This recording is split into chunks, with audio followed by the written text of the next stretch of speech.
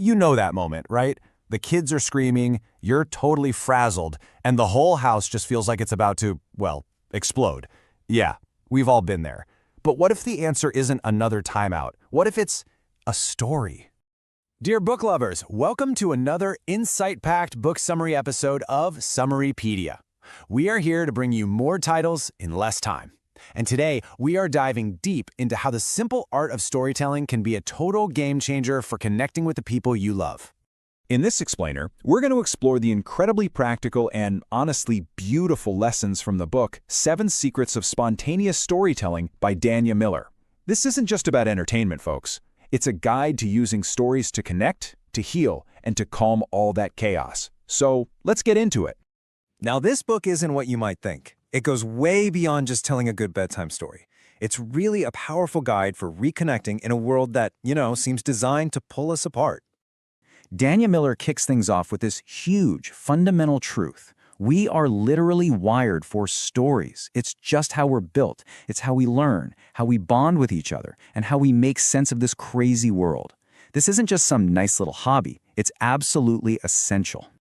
And to really bring this home, the book introduces us to the fictional Dale family. The parents, Adam and Darinka, are just at their wits' end. I'm talking constant arguments, a dad who feels totally disconnected, and just the everyday chaos of life with 3 young kids. Does any of that sound familiar? They are the perfect example of why we all need these secrets. So who's going to get the most out of this? Well, honestly, pretty much everybody.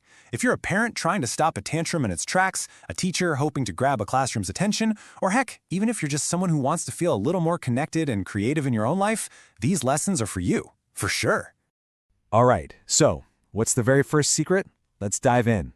It's all about something we are all born with, but let's be real, we often let it get a little rusty. I'm talking about the imagination muscle.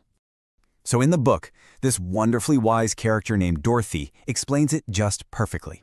She says to stop thinking of imagination as this vague, artsy thing. No. Think of it like a muscle. And you know what happens to muscles if you don't use them right? They get weak. Storytelling, my friends, is basically the ultimate gym for your imagination. And here is a super simple way to start working out that muscle. It's called the ABC game. One person starts with a sentence beginning with A. Maybe, an aardvark arrived at the airport. Then the next person has to add on with B, but he forgot his blue baggage. You just go back and forth. It's all about having fun and not worrying about it being perfect. And don't be shocked if your kids want to play it over and over. That repetition is golden. It builds their confidence. Okay, so once you've started flexing that imagination muscle, the second secret is all about how to make your stories truly unforgettable. It's all about tapping into the world right around you through what the book calls sensory storytelling. I mean, just listen to this quote from Helen Keller that Miller puts in the book. "Smell is a potent wizard." Wow. It just perfectly captures this next idea. Our senses, what we see, hear, and smell, they're like secret doorways to our most powerful memories and emotions. The truth is, the very best stories often start with something that's right there in front of you. The smell of cookies baking, the feel of a soft blanket, the sound of rain on the window. When you ground a story in those little sensory details, it just comes alive. And for a child, it can be incredibly calming. Want a fun way to practice this? Try the taste test game. Seriously, blindfold your family, give them a tiny bite of an apple, and just ask questions. What does it taste like? Is it sweet? Is it sharp? What does it smell like? All of a sudden, you're building this amazing library of descriptions you can sprinkle into any story you tell later. Now, these secrets are so effective because of the person sharing them.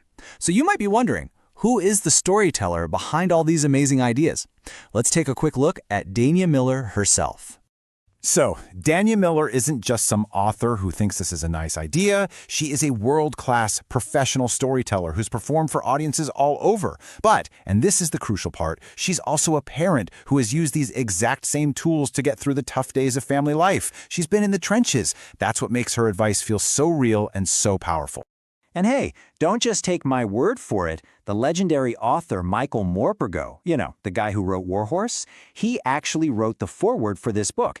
He calls her a supreme storyteller. I mean, that's about as good an endorsement as you can get. All right, so we've just scratched the surface, but you can already see how this book gives you this incredible practical toolkit. Let's pull together the key pieces you can start using right away. So, let's recap the big ideas here. First, treat that imagination like a muscle. You gotta use it or you lose it. Second, pull in all 5 senses to make your stories pop. And third, and this might be the most important one of all, you don't have to be perfect. You don't have to be a professional performer. The real gift is just you being there, being playful and present. That's the real magic. So the next time your house feels like it's about to hit that meltdown point, maybe don't reach for a timeout. Reach for a tale. You might just be surprised by what happens. Thanks so much for watching. And hey, don't forget to like, comment, share, and subscribe for more impactful book summaries from us here at Summarypedia.